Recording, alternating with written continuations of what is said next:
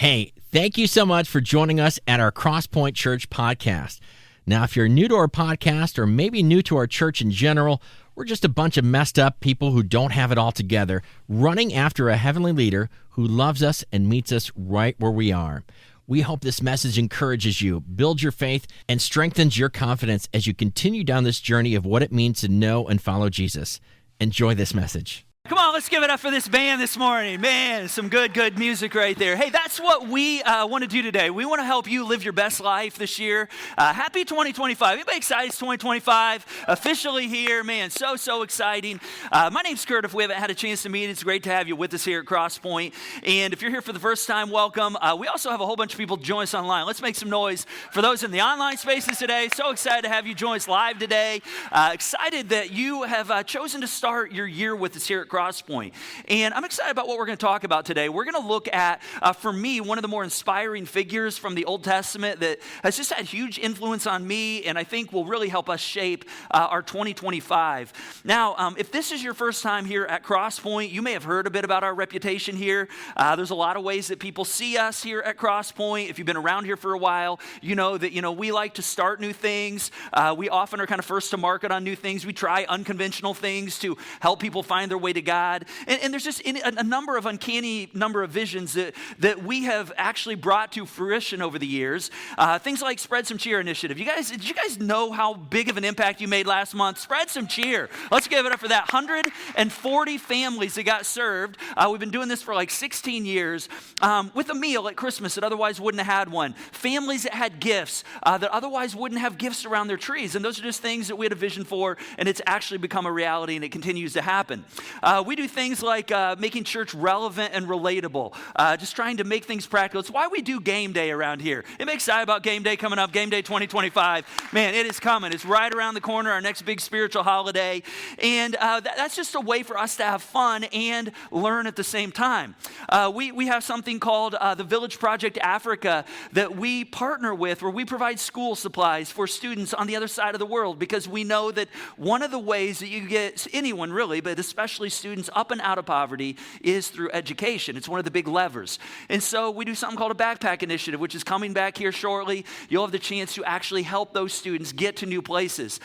Making Crosspoint accessible to people in person like you are today, those online that are joining us. Did you realize over 35,000 people watched or viewed Crosspoint last year through our online spaces, all of our platforms? Is that not amazing? Man, so cool. And we just think that church isn't just in the building, but you can tune in from wherever you are across our city, state, nation, and world.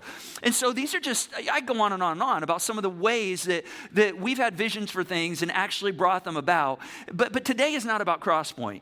Those are just some of the ways that we've made that happen here in our history. Today, I want to talk about how do you bring vision to a reality in your personal life? Because it's the same process. It doesn't matter if it's organizationally or if it's something we do personally. And so we're going to look at a guy by the name of Nehemiah. We're going to start Nehemiah chapter 1. And Nehemiah is a Jewish guy in the Old Testament, and his town, known as Jerusalem, his homeland, is taken over by the Persians. They basically come in, they take over, and a lot of the Jews are scattered. There's a few left in Jerusalem, but they're scattered, and the Persians come in and they pillage the temple and take all the riches and all sorts of things. Well, Nehemiah is one of the guys who is scattered, and he ends up working for a new king by the name of King Artaxerxes, who is one of the greatest and most brutal rulers of the Old Testament, of ancient days. And Nehemiah kind of rises to the top of the food chain with this new king, and he becomes the cupbearer to the king. Now, the cupbearer was an important role because you had to be smart, you had to be discerning, you had to have good judgment, because basically he would taste the wine before it went to the king to make sure the king didn't get poisoned. So, I mean, you get one shot at your job to fail, right? Like, you miss one bad wine that, has poison and you're out. So, like, you really have to be discerning. So, Nehemiah is smart. He's made his way up to this trusting position with the king, and something happens with Nehemiah that changes the trajectory of his life. He gets a vision. And this vision that he has actually becomes a reality. It's not just some daydream. Oh my gosh, it'd be amazing if this happened. It actually comes to reality. And so today, as we look at this story and we talk about the new year, I'm going to use a couple terms synonymously today. I'm going to use the terms goals, visions, resolutions. These are all things we perhaps do at the start of a new year. I know there's unique nuances with each of these words. I'm going to kind of use them synonymously today. And so let's talk New Year's resolutions for a moment, all right? Now, I'm not going to ask you to raise your hand if you made a New Year's resolution, right? Because those of you that did, you're going to be like, oh, that's me. I did right away. I'm in. And those that didn't, for those of you that did, you're going to look at the people that aren't raising their hands. You're going to be like, yeah, they're a loser. They don't have any goals in their life, right? I don't know if you do that. Do you do that? Are you mean like that? I do that sometimes. I look around, I'm like, man, people around me, they aren't high achievers. And so we're not going to do that. But part of the reason that we're not going to do that is that's one of the reasons I don't make resolutions. All right? I do always have something I'm working on, though, some kind of goal, some kind of vision. And it's one thing to have a resolution. It's another thing to actually have something that is getting done. And very few of us actually have resolutions that come to a place where they are actually in motion and getting done. In fact, Time magazine recently said by some estimates, as many as 80% of people fail to keep their New Year's resolutions by February. In fact, next Friday is Quitter's Day. Do you realize that? Next Friday is the day that it says most people are going to fall off the train on their resolutions, and very few people make it. In fact, 8% of people actually stick with their resolutions the entire year. And so, we have these visions at times of things we want to do, but the reality is it rarely happens. And so one of my goals for 2025 is I want to help you experience more and more of God. I want you to have more and more experience of awareness of God and experience with Him and His plans for your life. And so before we jump into Nehemiah right here, I want to actually show you a conversation that somebody sent me this week. It was a really cool conversation on a podcast. The podcast is titled The Secret to Success. And this kind of sets the context for that, of how we can actually take steps to connect more and experience more of God. So take a look at this right here. Tim Tebow told me that blew my mind. So I just spoke Ignite conference. So it was me, Rich, and Tebow. And so, Tebow a cool dude. Like, he a real Christian. So he just out there, whatever. So he was like, E, what you gonna be talking about? I was like, for real? He was like, no, for real. What you about to talk about? Yeah. And I was like, yo, I'm about to talk about the playbook and how you got to follow the playbook. He was like, oh, okay, give me more. So I get, Ma, you studying. I'm studying football. I don't play like that, but I'm studying this. I love football to life. He was like, oh, you know the playbook ain't about just the playbook, don't you? And I was like, what you mean by that? He was like, oh, no. When you're a great football player, the playbook is about the relationship you build with the coach. He said you don't have a relationship with the playbook, E. Right. The relationship was with the coach. Yep. The coach just happens to give you his thoughts on paper. He said, so you always knew who was going to shine in the game or not, or who was going to be dope because of the relationship they had with the coach. So people who didn't like the playbook, they also didn't have a relationship with the coach. Yeah. So they also didn't get play time. The playbook wasn't designed for them. He said, bro, the playbook is about you having an intimate relationship with the coach. It's the coach's thoughts in writing. He said, so the closer you are with the coach, the closer you are with the playbook. He said, and it's so deep because if you don't know the coach and you only know the playbook, sometimes you'll run the plays that you need, the coach wouldn't really want you to run in those circumstances. He said, see, when we're in practice, it ain't a real circumstance, so coach give you these plays. He said, but then once you get in the game, you got to be so close to coach that this ain't the play based on what the scheme they running. This ain't what coach really want me to run. Because I know coach's mind and coach's heart. So this is what he want me to run. Right. So I'm about to run this play right here because this is what coach really want. But coach ain't out here, so he can't run it. So me and coach are one. So when I get out here, I'm going to run coach's play. So when he said, bruh, God don't care nothing about you reading the Bible.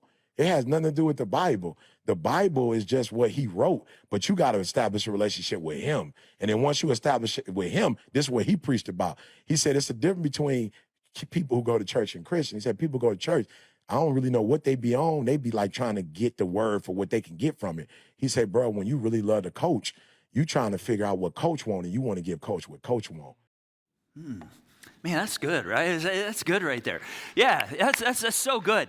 And that's my goal, that you would actually grow in connection with the coach. If God is our coach, how do we experience more and more of him? I also discovered in that if I ever do a podcast, I want the sound effect guy on my podcast. The guy that goes, ooh. woo, like that's actually pretty cool in a podcast right there.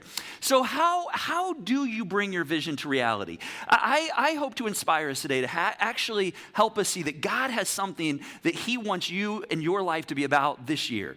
How do we bring that thing that God is putting on our heart, that we're feeling, into motion, into reality? Well, I want to take a look at Nehemiah. He has a vision, and if you made a resolution, a goal, if you have some kind of objective you're working on this year, maybe you don't. Maybe you'll have one by the end of our time today, or one will begin to percolate. Maybe you're not going to have it until February 1st. Maybe you won't have one until June 1st, or you'll start it October 1st. It's not about having to be at the start of the year. It's just that as we get a sense of here's what God wants me to be about in this next season, we have to do what Nehemiah does to help that come into fruition.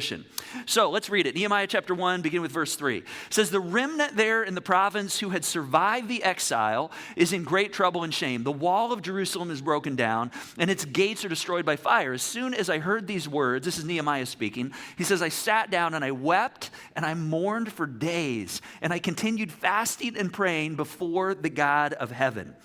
And so Nehemiah has been told by someone from Jerusalem, hey, dude, guess what? The walls of your city of origin, man, they're down. Like, they are down. The gates are burned down. And when Nehemiah hears this, he's wrecked. He's actually just distraught. It says he wept and he mourned.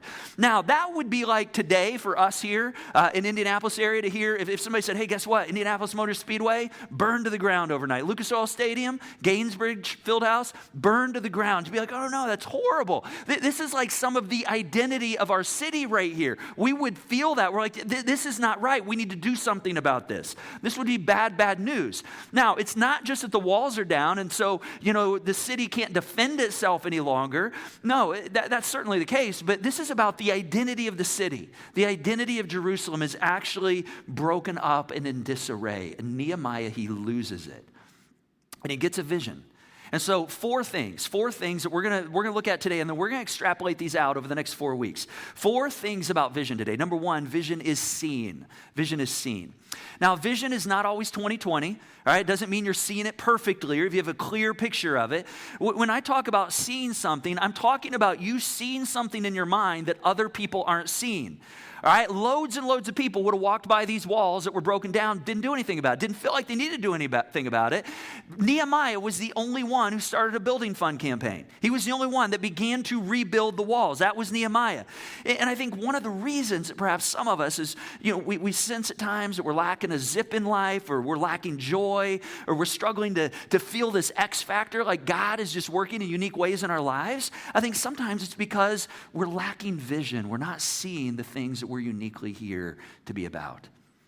In fact, Proverbs 29:18 actually says, where there is no vision, people perish.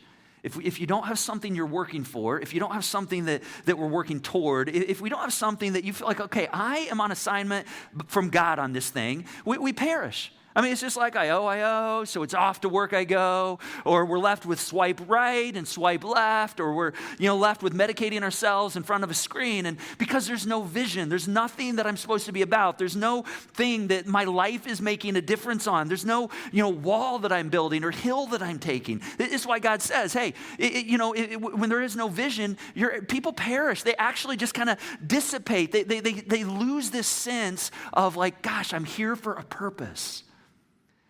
Now, you may or may not have made a resolution, right? Totally cool. You don't have to make resolutions. I don't make resolutions.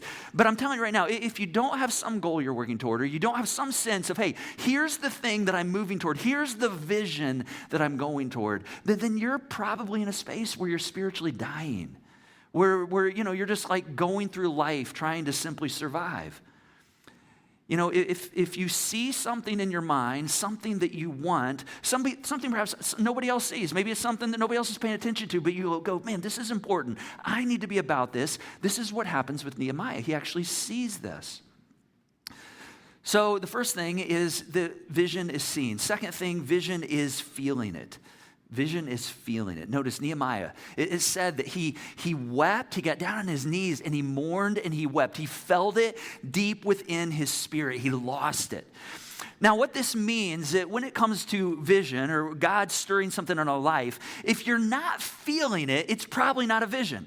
All right? If you're not feeling it, it could be that something's brought to your awareness and you're like, oh, that'd be a really good thing to come about right there. It'd be good if it happened. But when I say feel it, I'm talking about feeling it within the bandwidth of your emotions. All right? Now some of you come into this space every single week and you're like, man, every time I'm here, I cry. I'm so glad we have dim lights in this space. That's part of why we have dim lights. You're like, I get so emotional in this space. I used to not cry a lot. Every now and then I cry. I find myself crying more and more. In fact, if you're here at Christmas Eve at Crosspoint, I shared a bit about how I've had these moments where I've just really been moved over the last year and I've been paying attention to them more and more. Maybe it's because I'm getting older. Maybe that's just my old age that I get more emotional more frequently.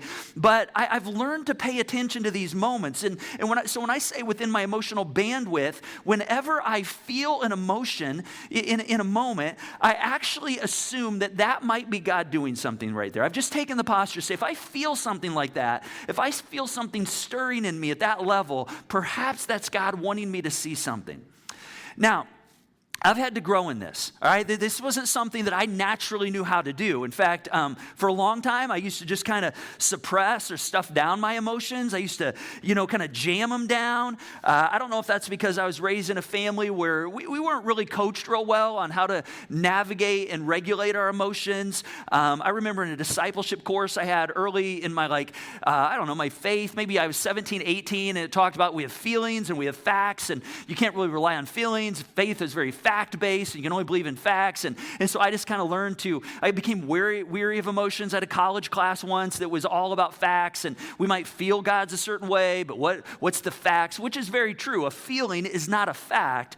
I've just discovered through the years that as I've tried to really grow my self-awareness and others' awareness, and I've tried to grow my leadership and specifically my emotional quotient, something I've really had to work on, like how do I pay attention to what I'm feeling? I've learned that emotions can actually be really, really helpful to leaders. Feelings are important. In fact, we're going to talk a bit later about, I want to help you get into a daily habit with Scripture so that as you feel certain things, you actually can interpret, okay, how does that align with what God perhaps might be wanting to say to me? And so all this to say, when we see Nehemiah right here, his feelings are motivating him. All right? His feelings are pushing him. So why is it that we get to next week or the rest of this month, and for many of us, the resolutions, the goals that we perhaps have, why do we not see those through into February, into the rest of the year?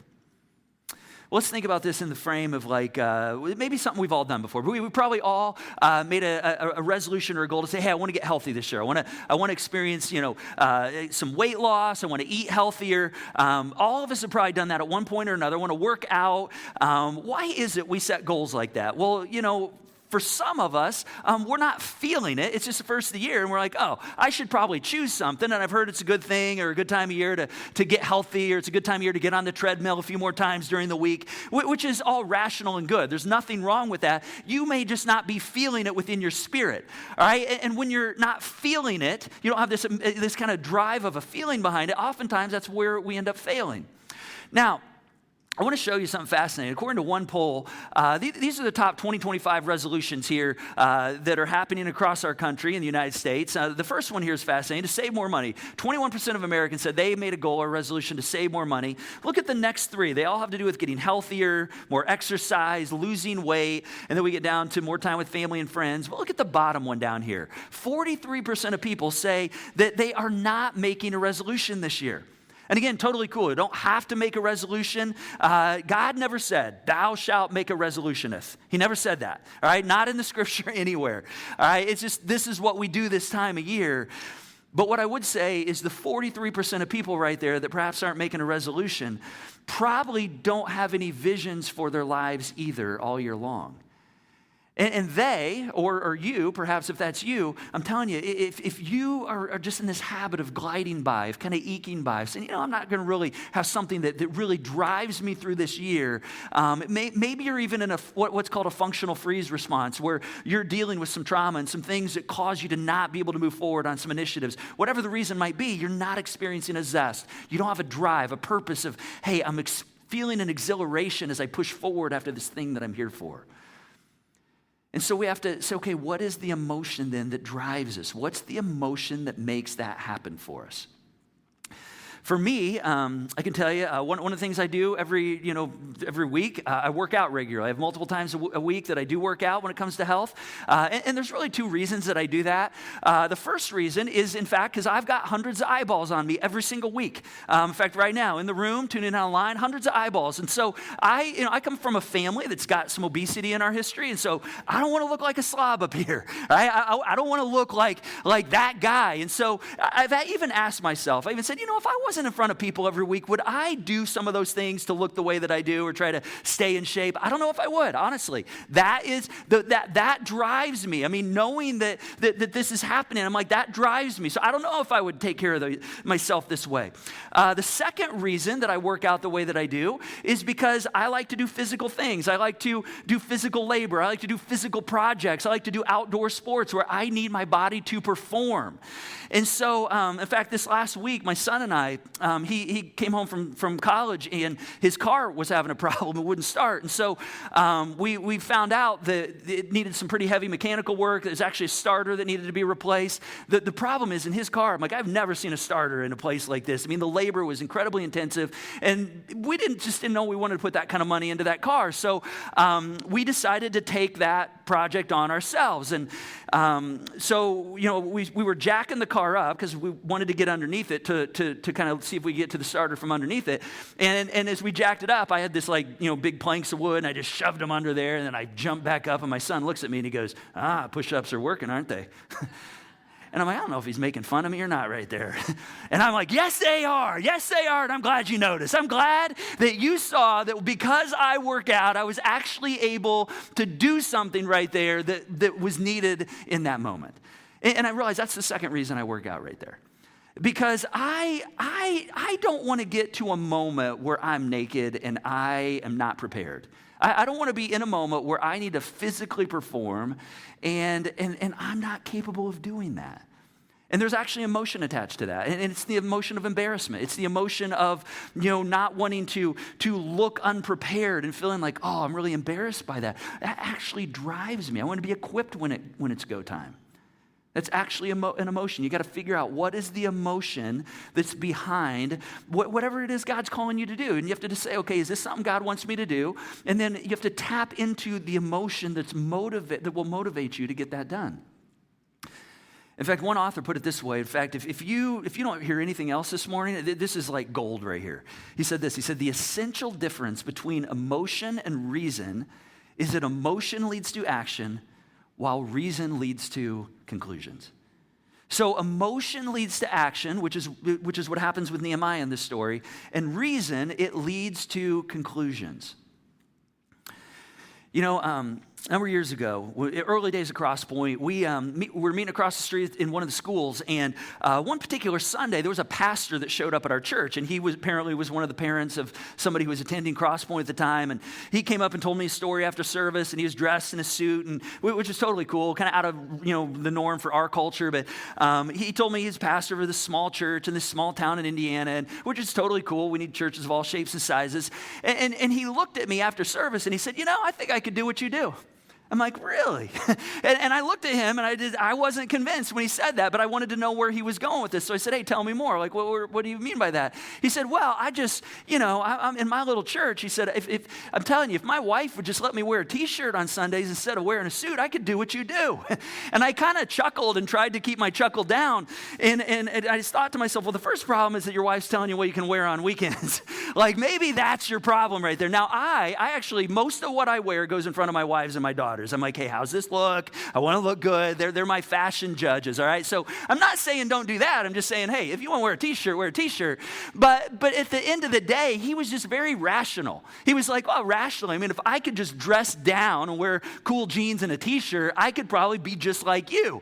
And maybe he could. But see, for me, I thought, no, if you think that's what drives this place, listen, some of the things that we've navigated here at Crosspoint over the last year, some of the things that we fought for, that I I've led the charge on to help us navigate and create a future for Crosspoint, I'm telling you, none of that happens by rational thinking. That happens because there's a feeling, there's an emotion, a burden for people that don't, in our community, have a place to perhaps experience God. That perhaps if Crosspoint's not here, where's that place where they might be able to walk in? Even though we have churches all around our community, we're here for a very unique purpose, and it was driven by that emotion. See, emotion is what drives us to get things done. What is it for you that you feel deeply, like you feel deeply about? You know, there's probably something in that God has for you, and he wants you to have a vision for. Nehemiah, he was that guy. Bunch of people walked by the walls. They didn't have the feels for what Nehemiah felt. I mean, he saw the wall and he felt burdened. He mourned. He got on his knees and he began to weep. And he was moved. In fact, it's probably why we're talking about him today. It's why he made the Old Testament. It's why his story is in here. And I just want you to know that story can be your story. In fact, I think God has an amazing future for every single one of us. But it starts with you having a vision. And that vision oftentimes starts with what you're feeling. Are you feeling it? Let's keep going. Verse 10. It says, Nehemiah says, they are your servants and your people whom you have redeemed by great power and by your strong hand. O Lord, let your ear be attentive to the prayer of your servant and to the prayer of your servants who delight to fear your name, and give success to your servant today and grant him mercy in the sight of this man. All right, Nehemiah, his emotion is being informed by God right here. All right, this is what I'm wanting you to see, that this is all about God, all right? Nehemiah, he's feeling a burden. He's to go do something, but it's really about what God has in front of him. God's stirring this thing in him, all right? He's saying, God, this is your project, all right? He's saying, God, I want to be your guy. I want to be the one to help solve this. And I recognize that as a people, we failed at times. We've missed the mark. We've sinned. I mean, there's all kinds of things going on in this passage right here. A spiritual depth, a whole different layers of depth going on in what Nehemiah says right here. This passage isn't about somebody who says, hey, I'm a really good project management specialist. That's in my background, and I'm a type A personality. I can get the job done. No, this is about something he's feeling, and he's saying, God, this is not just about me. It's actually something that you are doing. And so Nehemiah actually spends 4 months, think about this, 4 months processing this. All right, before he actually goes and begins anything. And during those 4 months, he's praying about it, he's crock-potting it, he's letting it marinate, all right? Perhaps you're feeling something today. Maybe you have some vision, or maybe you didn't have a vision before you came in here today. Maybe something's stirring in you right now. Let me just tell you, do not, and just hear me clearly on this, do not go out and tell somebody about it right away, all right? Don't go tell somebody about what perhaps is stirring in you too soon. All right, you need to crock-pot it. You need to figure out if you're going to own it. You got to get some space between you and God to just see if, okay, am I going to own this thing? You got to let it season a bit.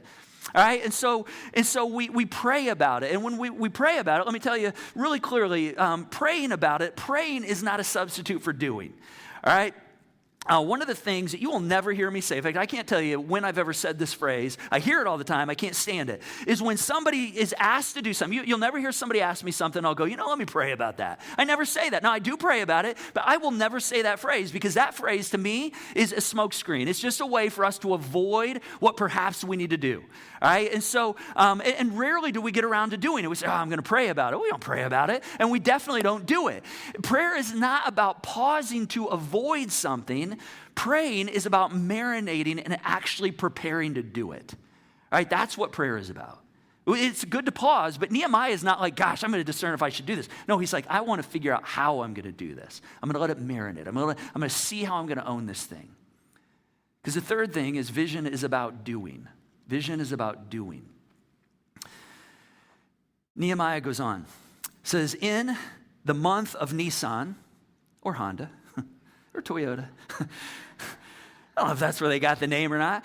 In the month of Nisan, in the 20th year of King Artaxerxes, when wine was before him, I took up the wine and gave it to the king. Now, I had not been sad in his presence. So Nehemiah had never really showed his emotion in the presence of the king before. And the king said to me, why is your face sad, seeing that you're not sick? This is nothing but sadness of heart, he said.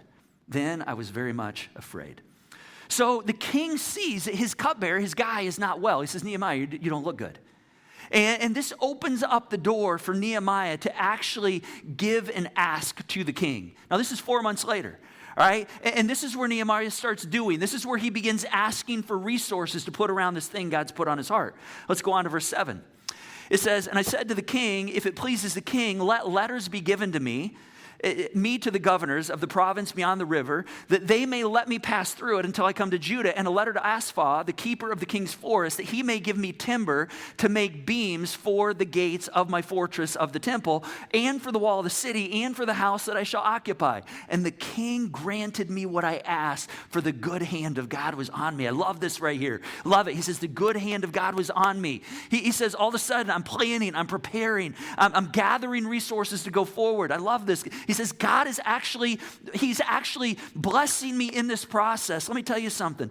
There are certain brands of spirituality that use phrases like, oh, I'm going to pray about this. All right, and then we never do anything about it. There's certain brands of spirituality that say, well, if God is in it, you don't really need to do anything. If God's in it, it'll just happen. Or there's other brands of spirituality in our country that just say, man, if God wants it to happen, then it's going to just naturally happen. Yeah, you know how it happens? It happens through somebody who gets a vision and actually goes and does it, who actually goes and puts energy to it. All right? It doesn't happen by angels just like mysteriously coming down and like making things happen. No, it's somebody who has a vision and actually crockpots it and then begins to put resources around it and actually says, I'm going to lay my life down for this, whatever it is. Whether it's building a wall in Nehemiah's case, whether it's getting a college education, being the first one in your perhaps family of origin to get a college education, whether your vision is to start a business or to learn a second language so you can connect with a whole people group that perhaps are underserved and underseen in our communities today. Maybe it's building, a business or being a coach that builds people. And let me tell you, as you begin to do this, something's going to happen. You're going to experience headwinds, which is why the fourth thing about vision is critically important, which is that vision is enduring. Vision is enduring. See, when it comes to vision, you have to think of yourself and you have to say, okay, right now, here's where you and I are. When we think about whatever that thing is in front of us, whatever God may be stirring in us, saying, hey, here's what I want you to do, as big or small as it might be, we're right here. And the thing that he's calling us to, the thing that we want to move to is out there. So we're here, and you're going to have to, all these things are important. We have to see it. We have to feel it. All right, there's going to be a time where we say, okay, what am I going to begin to do around this thing? Those are all important, but the key thing is right now we're here, and the thing we're moving toward is out there. And there's something in the midst of here and there that stands between where I am now and where I'm going to go. And that thing is two words. It's time and it's difficulty. Time and difficulty.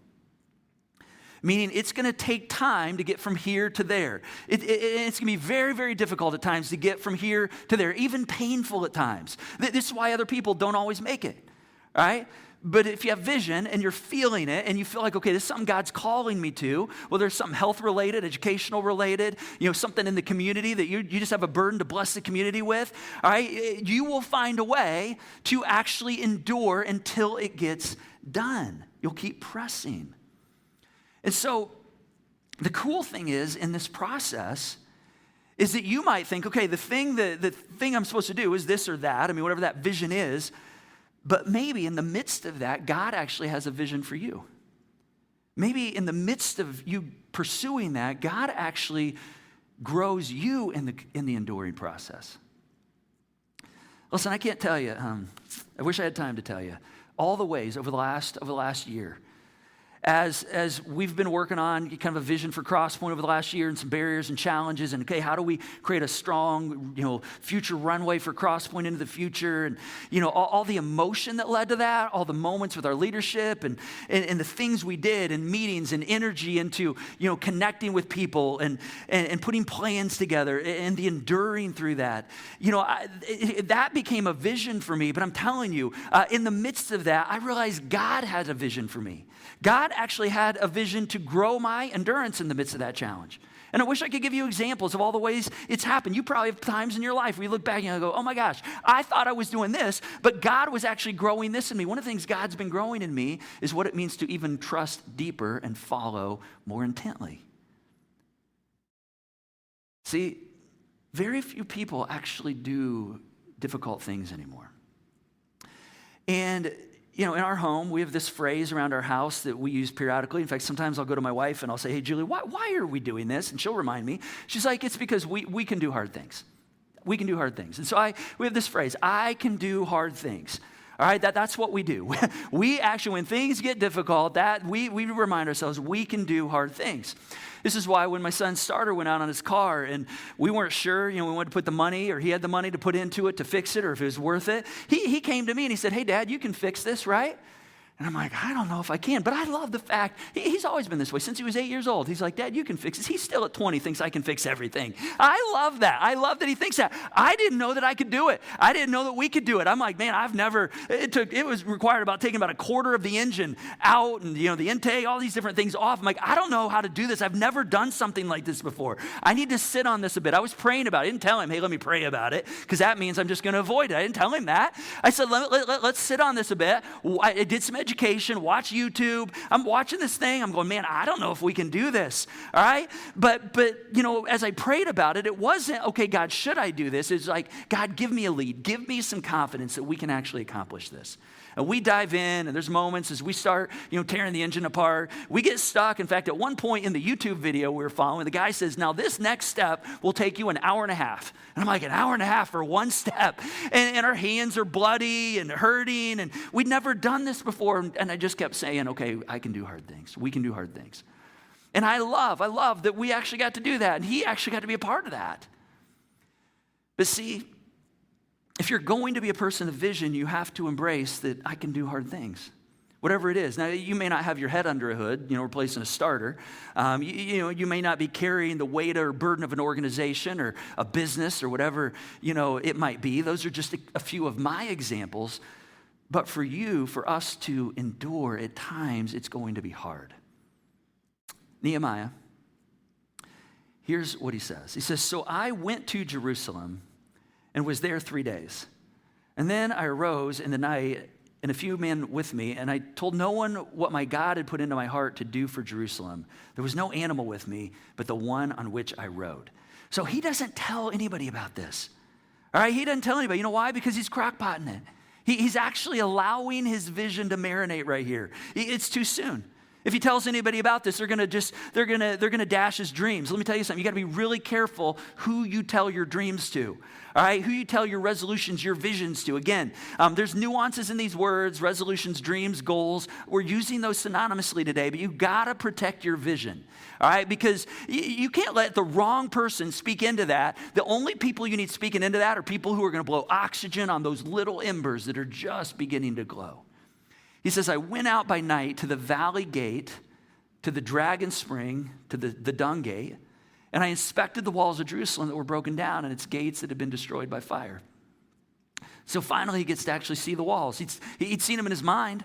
He felt a burden for it. He raised resources for it, but now he finally gets to see it.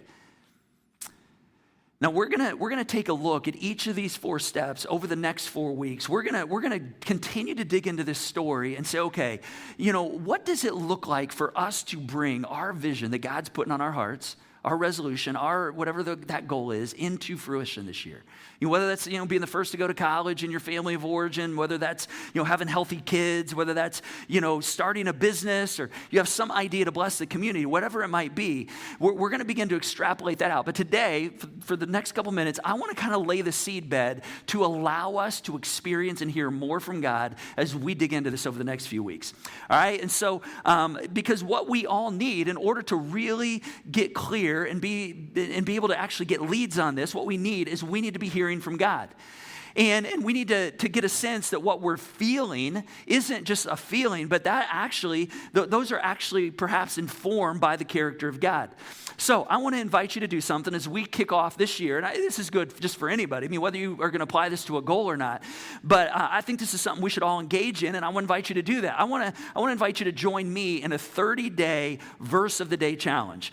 And what that means is for the next 30 days, I want to invite you to just spend every single morning in Scripture and getting a verse and thinking about what that means for you and allowing that to speak into God's character into your life.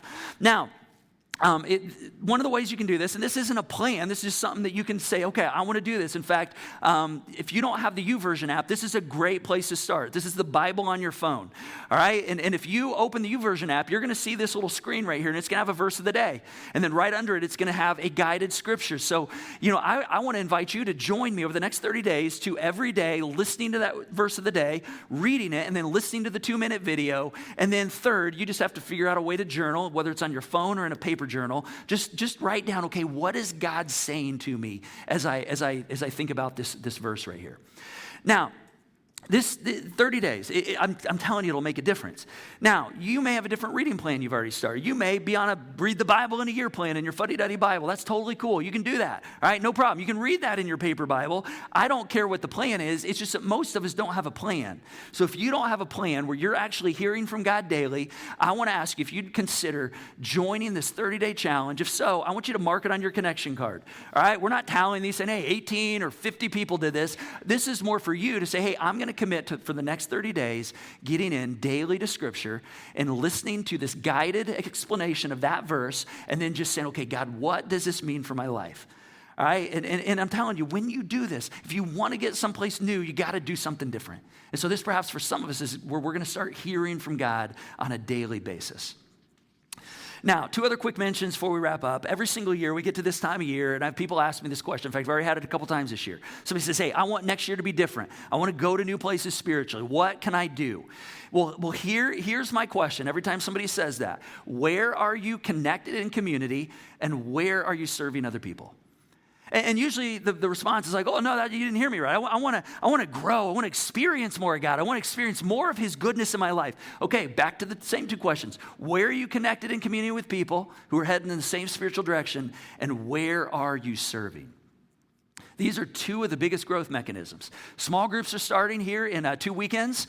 And so if you're not in a small group, this is a great time. Maybe this is a new trajectory to begin, a new drive to say, hey, I'm going to get with some people who are headed in the same direction, different places, all different places spiritually, but headed in the same direction. You can check out our small groups. If you need help, let us know on your connection card. And then secondly, join in a volunteer team. It's one of the greatest needs we have around here, and it's one of the greatest levers that God put into the church to actually grow us. When we say, okay, I'm going to be in a place where I'm going to not be about myself, but I'm going to serve other people. I'm going to show up. I'm going to teach kids. One of our greatest needs right now is volunteers in kids areas, Crosspoint Kids. I'm going to greet people. I'm going to serve coffee. I'm going to run tech in the back of the room. I'm going to do something that's not just beneficial for me. I'm going to get out of sitting in the seats for 65 minutes. I'm actually going to think about others and bless others. I'm telling you, it's one of the greatest ways God grows us. If you're looking to start a new trajectory and experience more of God, maybe join a team is one of your first ways to do that. There's a card in your weekly. You can fill this out. You can hold this into the service. We'll let you know what you can do with it when we get to that point. All right, so as we think about all these things, this past week, we've watched a lot of movies in our home. In fact, Julie and I are big movie fans, and I've discovered that I don't like all the movies. There's certain movies I really like. And I heard a conversation recently between a guy and a movie producer, and he was talking about the movies that really land with us. And he said, a lot of the ones that don't is because they have what's called slow danger. And slow danger is where you have a movie plot that begins to develop, and it's like, well, if you don't do something in 40 years, life is going to be really bad. Well, I'm telling you, I hate those movies. I'm like, I check out right at the beginning. I got to see fast danger. I got to see, when I'm watching a movie, I got to get to the place where there is an immediate danger. Hey, a bomb is about to drop, and we're going to wipe out half of the country. All right, that's real danger. That's not slow danger right there. Listen, same is true with our lives. If you're a person of vision, if you want to go after something, we got to move away from the slow danger thing. We got to get to the place where we believe, if I don't do this thing, like things are not going to be good. I actually may have some life robbed out of me right here because it's dangerous to your heart if you don't do the thing God has put on your heart. It might be dangerous to your body if you keep doing the thing God is causing you to begin to feel like you need to make a move on if you don't make a move on that. Right? It may be dangerous to our community if you have an idea of blessing our community in some way, but you just sit on it and you don't do it, right? Because you are literally the hands and feet of Jesus. You're going to be at your best when you're spending time with God this year. And I just gave you 3 ways to begin to lay that framework. as we then begin to say, okay, God, what is it you want me to do? Understand you're fearfully and wonderfully made. I mean, God put you together exactly the way that you are. He has a plan for you. I know some of us don't believe that. He has a plan for you. And you may be searching for this grand thing, and God may be wanting you to see the very thing right in front of you, right around you right now. And when you feel it, He wants you to get on it. That's what we're going to pick up next week. Let's go ahead and stand. I want to pray for us. God, thank you for this story. Thank you for Nehemiah, for these handles that we can grab and this experience that he had. And I just begin to shudder at the idea of what could happen if just a small percentage of us got a vision and went after it. And God, I just pray that happens. I pray that we would, whether it's a resolution, a goal, that there's something in our life that you might be moving us toward, that we would actually begin to feel some synergy around that, maybe even feel it deeper in our spirit. God, as we connect with you this week, that we'd get some clarity on that thing. And God, I pray that thing begins to happen. And I can't wait over the next year or two to hear stories where somebody might go, gosh, back at that first weekend of 2025, I was ready for something new, and God began to cultivate something in me. And so, God, I just pray that even as we get ready to walk out of here in a moment, that you would continue the work that you do, that you would break down any of the barriers that prevent us from experiencing more and more of you this year. God, we love you. We want to hear from you. And I just want to thank you in advance for hearing our prayers. Thanks so much for joining us today. Take a moment to follow our podcast on your preferred platform, and be sure to download our app to stay informed on everything happening here at Crosspoint. And if you like what you heard today, don't hesitate to share it with a friend that might need to hear it too.